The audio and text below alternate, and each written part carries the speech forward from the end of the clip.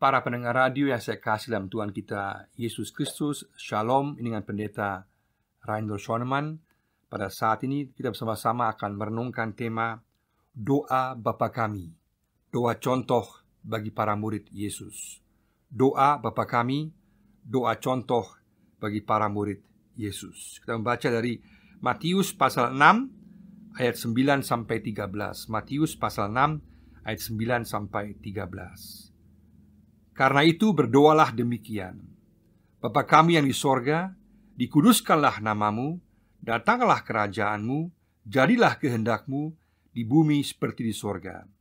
Berikanlah kami pada hari ini makanan kami yang secukupnya, dan ampunilah kami akan kesalahan kami, seperti kami juga mengampuni orang yang bersalah kepada kami.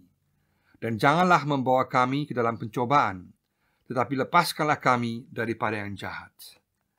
Sebelumnya, Yesus sudah mengajarkan bahwa dalam sikap doa yang benar, bahwa kita tidak boleh membuat pameran di depan orang. Doa tidak boleh jadikan sebuah pameran di depan orang, dan juga tidak boleh bersifat bertele-tele dan tanpa kesungguhan. Tapi harus sungguh-sungguh didoakan dengan kesungguhan, dengan motivasi yang murni kepada Tuhan, dan juga dengan kesungguhan hati. Dan sekarang di sini Yesus memberikan sebuah contoh, sebuah pola model doa. Jadi bukan apa yang harus kita doakan secara detail, tapi Yesus tekankan bagaimana kita berdoa sebagai contoh, sebagai pola yang penting bagi setiap murid Yesus dan juga gereja sepanjang zaman. Kalau kita lihat doa Bapa Kami ini bersifat sangat singkat. Berbeda dengan banyak doa-doa yang lain di zaman dulu, dia sungguh-sungguh singkat, dan sekaligus dalam situasi yang singkat ini dia sekaligus juga merupakan singkatan daripada isi iman secara keseluruhan, apa yang penting dalam kehidupan kita sebagai orang percaya. Sekaligus doa juga merupakan aktivitas jiwa kita yang tertinggi dalam hubungan pribadi kita dengan Tuhan. Dan semua Bapak Gereja, Luther, juga Agustinus, Calvin, dan semua sangat kagum akan doa Bapa Kami ini yang sungguh-sungguh merangkum hal-hal yang penting daripada iman Kristiani, sekaligus juga memusatkan perhatian kita kepada Tuhan. Sekaligus juga Yesus menekankan pentingnya kita memiliki sebuah kehidupan doa dalam kehidupan pribadi, sekaligus juga doa bersama. Karena di sini ditekankan kamu berdoa. Jadi berkaitan dengan bukan hanya doa pribadi, kita bisa doa Bapa Kami secara pribadi, tapi doa ini sebenarnya ditujukan untuk doa bersama, supaya kamu berdoa dalam persekutuan bersama-sama. Kita berdoa Bapa Kami juga bisa secara pribadi, tapi ditujukan bahwa orang Kristen dipanggil untuk berdoa dalam persekutuan, dalam kesatuan, bukan secara individual semata, tapi sungguh-sungguh dalam suatu persekutuan bersama-sama. Dan di sini Yesus juga kita lihat doa Bapa Kami ini Yesus ajarkan dalam berbagai situasi pelayanannya. Kalau kita lihat dalam Lukas pasal 11 misalnya, doa Bapa Kami agak dirangkum lebih ringkas lagi daripada Matius pasal 6 di sini. Itu berarti Yesus telah mengajarkannya dalam berbagai situasi yang berbeda, tapi intinya semua sama. Dan doa Bapa Kami ini jauh lebih pendek daripada doa-doa Yahudi yang biasa pada waktu itu, yang cenderung bersifat panjang dan bertele-tele. Dan sekaligus dalam doa Bapa Kami ini ditekankan kerajaan Allah, ditekankan kepentingan Allah di atas kepentingan manusia. Dan yang paling penting adalah juga bahwa dalam doa Bapa Kami ini merupakan sebuah doa yang bersifat pribadi, karena sekarang Allah disebut sebagai Bapa. Ini merupakan sebuah revolusi doa, karena tidak pernah ada sebelumnya digambarkan Allah sebagai Bapa, sebagai sebutan. Kalau sebagai gambaran dalam Perjanjian Lama Allah digambarkan sebagai Bapa, tapi sebagai sebutan langsung itulah yang dilakukan oleh Yesus, menyebut Allah sebagai Bapanya secara langsung, dan sekaligus Yesus mengajarkannya kepada kita semua orang percaya sebagai para murid Yesus untuk juga menyebut Allah sebagai Bapa. Dan doa Bapa Kami ini pada dasarnya ada 3 permohonan yang berkaitan dengan Tuhan. 3 permohonan yang berkaitan dengan Tuhan, yang berkaitan dengan nama Tuhan, kerajaan Tuhan, dan juga kehendak Tuhan, atau nama Allah, kerajaan Allah, dan juga kehendak Allah. Dan ada 3 permohonan yang berkaitan dengan kehidupan sehari-hari kita manusia, kebutuhan pokok kita manusia, yaitu makanan, pengampunan, dan juga pemeliharaan yang kita butuhkan. Fokus doa Bapa Kami adalah kepada Tuhan yang utama, bukan manusia. Berarti bukan sebuah doa yang konsumtif untuk kepentingan diri kita sendiri, tapi sungguh-sungguh sebuah doa yang mengutamakan Tuhan dalam kepercayaan kepada Tuhan, mementingkan Tuhan, maka Tuhan pun juga akan memelihara, juga memperhatikan kita dalam segala kebutuhan sehari-hari kita. Ada banyak sekali jenis penyembahan yang dangkal, karena pada dasarnya hanya berdoa atau menyembah Tuhan untuk kepentingan diri sendiri. Pada saat kita belajar doa Bapa Kami, kita belajar untuk mengutamakan Tuhan, kehendak Tuhan, namanya, kerajaannya di atas segala sesuatu, dan kemudian mempercayai bahwa kebutuhan pokok kita akan makanan, akan pengampunan, dan akan pemeliharaan juga akan dijawab oleh Tuhan. Sekali lagi, doa Bapa Kami merupakan suatu revolusi yang luar biasa karena menekankan sebuah hubungan yang baru antara para murid Yesus dengan Allah, bahwa sekarang kita boleh memanggil Allah sebagai Bapa. Dan doa Bapa Kami hanyalah merupakan doa permohonan, jadi bukan merupakan doa syukur, tapi merupakan sebuah doa sempurna sebagai contoh yang berkaitan dengan permohonan kita, tapi bukan merupakan doa syukur. Doa Bapa Kami sekaligus juga menekankan bukan hanya kita berdoa, tapi sekaligus juga kita melakukannya. Berarti kita berdoa dan juga sekaligus menjadi aktif. Apa yang kita doakan sekaligus juga kita lakukan. Apa yang kita mohon juga harus kita wujud nyatakan dalam kehidupan sehari-hari kita. Kita menerima dan kita juga memberikan. Kita menerima kebaikan Tuhan dan kita juga meneruskannya kepada orang lain. Kita telah menjadi kudus, memperoleh status yang luar biasa, kemudian kita dipanggil untuk menghidupinya. Be and live. Dengan demikian doa Bapa Kami sekaligus mengingatkan kita untuk hidup sesuai dengan norma kerajaan Allah. Dengan demikian kita memohon dan sekaligus kita melakukan dalam kehidupan sehari-hari kita. Secara mendasar sekali lagi, Yesus mengajarkan bahwa esensi iman Kristen adalah sebuah hubungan pribadi dengan Allah Sang Pencipta secara sangat pribadi. Dan ini digambarkan dengan awalan daripada doa ini yang mengatakan Bapa Kami yang di surga. Bapa Kami yang di surga. Yesus sendiri telah menyebut berulang-ulang kali Allah Bapa sebagai Bapanya. Misalnya Markus 14 ayat 36 dan seterusnya. Tapi sekarang ungkapan Bapa Kami ini diberikan juga kepada para muridnya. Para murid juga dipanggil untuk menyebut Allah sebagai Bapa. Ini kemudian juga kita lihat dalam Roma 8 ayat 15 dan juga Galatia 4 ayat 6, di mana orang Kristen, orang percaya kemudian juga memanggil Allah sebagai Bapa. Kata Bapa di sini berasal dari kata Aramaik, yaitu kata abinu atau aba. Abinu atau aba, yang sama dengan kurang lebih pengertiannya dengan kata papa. Dan status kita sekarang adalah sebagai anak-anak Allah. Dan itu yang membuat kita tenang. Kita boleh memanggil Allah Bapa di surga sebagai Allah kita. Allah yang berkuasa, Allah yang sungguh-sungguh berdaulat atas dunia ini, Allah yang juga akan memimpin sejarah dunia sampai pada akhirnya, adalah Allah yang sama, yang secara pribadi memelihara, menjaga kita secara pribadi. Luar biasa sekali. Dan sekaligus Dia peduli kepada kita. Dia sungguh-sungguh tahu kebutuhan kita, dan Dia juga tahu keberadaan kita, dan Dia sungguh-sungguh mau menjadi Bapa kita dan mau memelihara dan menjaga kita. Dan Bapa di sini hanya berlaku bagi para murid Yesus, bagi semua orang yang percaya. Manusia sebagai ciptaan merupakan ciptaan Allah, tapi bukan anak-anak Allah. Kita baca Kisah Para Rasul 17 ayat 29. Di sana manusia digambarkan sebagai ciptaan Allah yang harus dihargai. Tapi anak Allah baru dapat kita peroleh pada saat kita menyembah Tuhan dalam roh dan kebenaran. Misalnya Yohanes pasal 3, dilahirkan kembali. Juga Roma pasal 8. Juga dalam Efesus pasal 2 ayat 3 dan 8, Paulus menjelaskan bahwa manusia pada dasarnya dimurkai oleh Allah karena dosa mereka. Tapi karena iman kepada Yesus Kristus, mereka memperoleh anugerah keselamatan. Banyak orang Kristen sering punya masalah dengan menyebut Allah sebagai Bapa karena pengalaman manusiawi mereka yang kurang baik dengan ayah atau bapa jasmani mereka. Tapi jangan lupa di sini digambarkan Bapa yang sempurna, Allah sebagai gambaran Bapa yang sempurna, yang sungguh-sungguh mengasihi, menerima, memelihara, dan menjaga, dan memiliki tujuan dan pikiran yang baik untuk kita. Dan juga digambarkan bahwa selain Bapa kami, selain hubungan yang erat, yang sungguh-sungguh dekat antara kita dengan Bapa, juga dikatakan Bapa kami yang di sorga. Artinya yang di sorga berarti bahwa Dia yang memerintah, Dia yang berkuasa, Allah lah yang berdaulat, Allah yang memegang kendali atas dunia ini. Berarti juga ada jarak antara kita dengan Allah.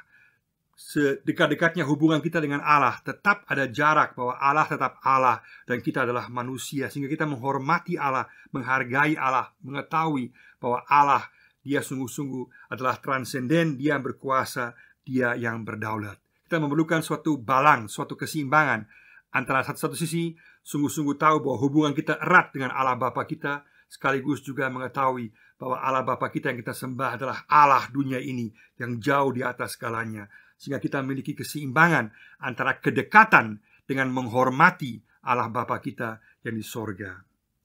Dalam doa Bapa kami ini ada dua bagian besar. Dua bagian besar itu, bagian pertama adalah 3 permohonan berkaitan dengan kemuliaan Allah.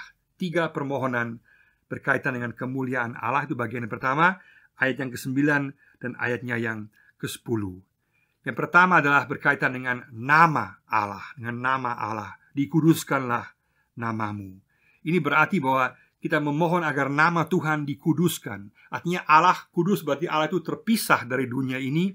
Ini berarti bahwa Tuhan sungguh-sungguh adalah kudus, dan agar banyak orang semakin menghargai kekudusan Allah, semakin memuliakan Allah. Bukan berarti bahwa kita berdoa supaya Tuhan menjadi kudus, bukan. Kita berdoa supaya kekudusan Allah semakin dihargai, dihormati, diterima, dan kemudian disembah oleh orang-orang dalam dunia ini, orang-orang percaya dan juga orang-orang lain yang belum percaya. Artinya juga bahwa supaya kita juga dikuduskan. Pada saat kita memohon agar nama Tuhan dikuduskan, maka kita juga berdoa agar kita pun menjadi kudus. Sesuai dengan 1 Petrus 3 ayat 15, supaya kita pun menjadi kudus. Karena nama Tuhan, nama berarti sekaligus adalah program, adalah jati diri Allah, adalah ciri khas Allah sendiri. Sungguh kepribadian Allah nampak dalam namanya, bahwa Dia yang berkuasa, Dia yang memelihara, Dia suci, Dia kudus, Dia penuh kasih. Dan semua gambaran nama Allah ini sekaligus juga merupakan bagi kita suatu panggilan supaya kita meniru pribadi dan watak Allah dalam tindakan kita, sehingga kita menguduskan nama Tuhan dengan cara kita meniru sikap Allah, pribadi Allah, watak Allah dalam segala kebaikannya, kemurahannya, segala pengampunannya, segala kekudusannya, segala kepeduliannya. Dalam segala hal kita meniru Allah. Ini berarti juga sangat penting bahwa kita sungguh-sungguh mau mengenal Allah, belajar tentang nama Allah. Dan dari nama Allah itu, yang adalah wujud kepribadian Allah, sekaligus merupakan program. Berarti kita pun dipanggil untuk meniru dan mengikuti dan juga mewujud nyatakan nama Allah ini dalam kehidupan sehari-hari ini. Berarti Allah kita kudus, kita pun dipanggil untuk menjadi kudus. Allah kita penuh kasih, kita dipanggil untuk mengasihi orang lain. Allah kita penuh belas kasihan, kita pun dipanggil untuk belas kasihan, dan seterusnya. Bahwa kita menguduskan nama Allah, memuliakan nama Allah. Juga berarti bahwa kita tidak menghina nama Allah. Digambarkan dalam Maliaki 1 ayat 6. Jangan kita menghina nama Allah melalui pikiran kita, melalui tindakan kita, atau bahkan juga dengan kata-kata kita. Tanpa sadar kita menyebutkan nama Tuhan, nama Yesus, nama Allah dengan sembarangan. Kita hati-hati menggunakan nama Tuhan, karena nama Tuhan sungguh-sungguh adalah kudus, sehingga kita sungguh-sungguh dapat menguduskan nama Tuhan dalam pikiran dan tindakan dan kata-kata kita. Dengan demikian, pusat doa bukanlah kita manusia sendiri, tetapi Tuhanlah pusat doa kita. Namanya, pribadinya, kebaikannya, sikap wataknya, dan itulah yang kita tiru. Sehingga esensi iman Kristen pada akhirnya, agar doa kita, pikiran kita, dan tindakan kita menjadi satu kesatuan. Selain yang pertama, yaitu nama Tuhan, yang berkaitan dengan kemuliaan Allah, juga berkaitan dengan kerajaannya. Berarti datanglah kerajaanmu. Itu berarti bahwa kita tahu bahwa kerajaan Allah telah hadir bersama-sama dengan Yesus, telah dimulai dengan Yesus. Masa keselamatan telah dimulai dengan Yesus. Roh Kudus telah dicurahkan bagi kita. Dan sekaligus penggenapan kerajaan Allah baru akan ada pada akhir zaman, pada saat Yesus datang kembali. Tapi bagi kita berarti datanglah kerajaanmu. Kita berdoa agar nilai-nilai kerajaan Allah, agar keadilan, kebenaran, kesucian, agar semua kebaikan, kemurahan, pengampunan dosa dapat sungguh-sungguh dirasakan oleh manusia sehingga terwujud dalam dunia ini. Sekaligus pada saat kita berdoa, datanglah kerajaan-Mu, berarti kita semua dipanggil untuk mewujudkan nilai-nilai kerajaan Allah di tengah-tengah dunia ini. Kita dipanggil untuk berlaku adil, berlaku benar, memperlakukan pengampunan, memperlakukan belas kasihan, memperlakukan kasih kepada orang lain. Dengan demikian, kita sungguh-sungguh menyatakan nilai-nilai kerajaan Allah di tengah-tengah dunia ini. Dan juga kemudian dikatakan, yang ketiga adalah dikatakan di sini, jadilah kehendak-Mu, berkaitan dengan kehendak Allah. Pada kita memuliakan Allah, pada saat kita menguduskan nama Tuhan, kita memohon datangnya kerajaannya, sekaligus kita mewujud nyatakan kerajaannya, dan sekaligus kita sungguh-sungguh mengikuti kehendaknya. Berarti kita rindu supaya kehendak Allah yang baik, yang benar di sorga dapat ternyata dengan jelas terwujud di dunia ini. Dan untuk itu kita pun dipanggil untuk terlibat aktif, untuk sungguh-sungguh mengenal kehendak Tuhan, untuk belajar kehendak Tuhan, dan kemudian juga melakukan kehendak Tuhan secara nyata dalam kehidupan sehari-hari kita. Tapi jelas kehendak Tuhan secara sempurna, secara mutlak baru akan terjadi pada saat Yesus datang kembali untuk yang kedua kalinya dalam kuasa dan kemuliaan. Tapi saat ini kita semua dipanggil untuk sungguh-sungguh mengenal kehendak Tuhan dan melakukan kehendak Tuhan dalam kehidupan sehari-hari kita. Sehingga dengan demikian permohonan kita mengenai menguduskan nama Tuhan, agar nama Tuhan dikuduskan, sekaligus memanggil kita untuk kita sendiri menguduskan nama Tuhan. Pada saat kita memohon kerajaan Tuhan untuk datang, kita pun dipanggil untuk mewujudkan nilai-nilai kerajaan Allah di tengah-tengah dunia ini. Pada saat kita berdoa agar kehendak Tuhan terjadi baik di sorga maupun di bumi, kita pun dipanggil untuk terlibat secara nyata memberlakukan kehendak Tuhan secara nyata dalam kehidupan sehari-hari kita. Itu bagian pertama. Dengan demikian, pusat doa Bapa kami berkaitan dengan Allah sendiri. Sejauh mana kita sungguh-sungguh fokus kepada Allah, kepada namanya, kepada kerajaannya, kepada kehendaknya. Apa kita sungguh-sungguh mengutamakan itu di atas segala sesuatu? Kalau kita mengutamakan nama Tuhan, mengutamakan kerajaannya, mengutamakan kehendaknya, maka Tuhan pasti akan menjawab doa kita. Tuhan pasti akan membalas doa kita dan memelihara kita, menjaga kita, karena itu sesuai dengan kehendak Tuhan. Bagian yang kedua daripada doa Bapa kami adalah 3 permintaan berkaitan dengan kebutuhan pokok manusia. 3 permintaan berkaitan dengan kebutuhan pokok manusia. Itu ayat 11 sampai ayat 13. Ada 3 kebutuhan pokok manusia digambarkan di sini. Yang pertama berkaitan dengan makanan jasmani. Berikanlah pada kami makanan kami yang secukupnya. Ini berarti bahwa kebutuhan jasmani merupakan hal yang sangat penting, yang sangat esensial bagi kita manusia. Kebutuhan makanan sehari-hari kita itu karena latar belakang pada masa lalu, di masa Israel dulu, orang bekerja dan dapat hasil makanannya untuk hari itu. Mereka bekerja dan dapat upah untuk hari itu. Kita jelas hidup dalam dunia yang agak berbeda. Sebagian juga hidup begitu, di mana mencari makan untuk hari itu ada yang punya modal yang lebih. Tapi intinya bahwa kita menghargai bahwa semua pemberian makanan merupakan kebaikan Tuhan. Semua berasal dari Tuhan. Sesuai dengan Yakobus 1 ayat 17, bahwa Tuhanlah sumber segala kebaikan. Dialah yang memperhatikan kita. Dialah yang sungguh-sungguh menjaga kita dan memberikan kepada kita kecukupan hari demi hari. Di sini Yesus mengajarkan pada para murid, bagi orang percaya, bahwa kita boleh meyakini akan pemeliharaan Tuhan. Dikatakan, berikanlah pada kami makanan kami yang secukupnya. Ini berkaitan dengan kecukupan, bukan keserakahan. Bahwa Tuhan mau memberikan pada kami cukup. Juga berarti bahwa kalau kita berdoa meminta kecukupan, Tuhan juga mau supaya kita juga bekerja dengan sungguh-sungguh. Kita mengupayakan pekerjaan kita, mengupayakan hasil jerih payah kita untuk memperoleh dan memenuhi kebutuhan sehari-hari kita. Dua-dua hal ini jangan kita pertentangkan, karena bekerja keras akan mendapatkan hasil sesuai dengan janji Tuhan, bahwa Tuhan akan memberikan makanan yang secukupnya kepada kita. Dan kedua, kebutuhan pokok yang kedua adalah berkaitan dengan pengampunan. Kita manusia memiliki dosa yang sedemikian besar, yang merupakan hutang yang tidak dapat terbayarkan, yang hanya dapat dibayarkan oleh Allah sendiri dalam anugerahnya, yang kemudian membebaskan kita dari semua hutang kita. Maka doa kita adalah, ampunilah kami akan kesalahan kami, bagian pertama, bahwa kita memohon bahwa Tuhan mengampuni segala kesalahan kami, hutang kami diampuni. Ini berkaitan bahwa dalam Yesus Kristus ada kepastian pengampunan dosa, bahwa pengampunan dosa hanya dapat diberikan oleh Allah sendiri. Maka hutang kita yang sedemikian besar hanya dapat kita selesaikan pada saat kita memohon kepada pengampunan kepada Allah Bapa, dan Dialah melalui Yesus Kristus yang mengampuni kita. Dan sekaligus sikap kita haruslah kemudian mengampuni orang lain. Bukan kita kemudian sudah diampuni oleh Tuhan, tapi kita tidak mau mengampuni orang lain. Ada bahaya besar seperti dalam perumpamaan dalam Matius pasal 18 ayat 23 dan seterusnya, di mana ada orang yang dibebaskan hutangnya luar biasa oleh seorang raja, hutang yang luar biasa besar, tapi kemudian dia pergi dan mencekik dan dia menagih hutang kepada orang lain yang hutangnya hanya sedikit. Itu berarti dia belum memahami pengampunan yang telah diberikan oleh Allah Bapa kepada dia, dan dia akhirnya menuntut hutang daripada orang lain. Berarti orang itu belum mengerti artinya anugerah yang telah Tuhan berikan kepada kita.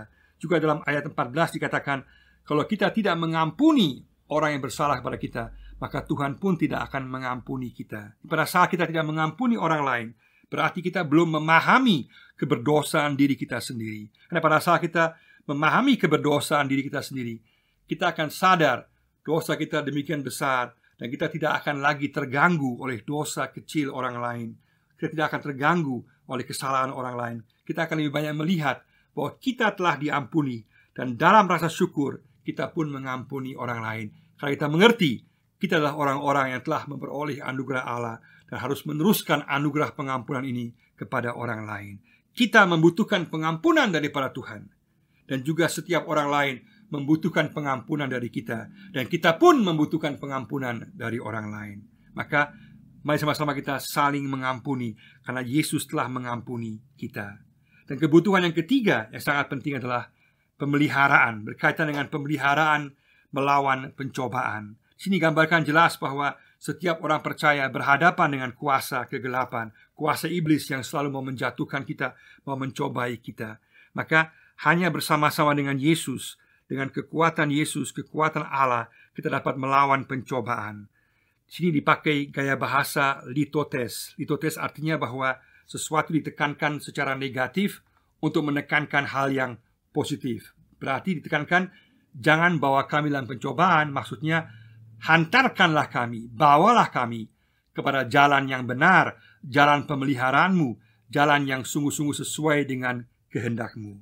Berarti kita berdoa agar kita dapat melawan kuasa iblis, pencobaan iblis dengan kekuatan Tuhan, sekaligus supaya kita dihantar, dibawa kepada jalannya yang benar, yang membawa kepada kehidupan, membawa pada kedamaian, ketenangan, dan membawa kepada keselamatan kehidupan kekal. Mari sama-sama kita pada saat ini kita sungguh-sungguh merenungkan sejauh mana doa kita sudah sungguh-sungguh terfokus kepada Tuhan, pada kemuliaan Tuhan, pada nama Tuhan, pada kerajaannya, kepada kehendaknya.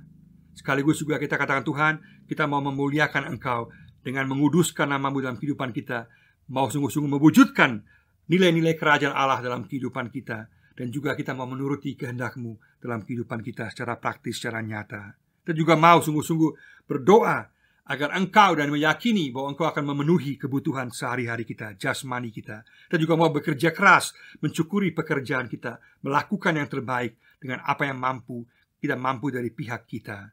Juga sekaligus kita mau bersyukur atas pengampunan dan memohon pengampunan Allah Bapa pada kita, sekaligus mau bersikap mengampuni kepada orang lain. Dan juga kita mau sama-sama melawan pencobaan dengan kuasa Tuhan, bukan mengandalkan kekuatan kita sendiri.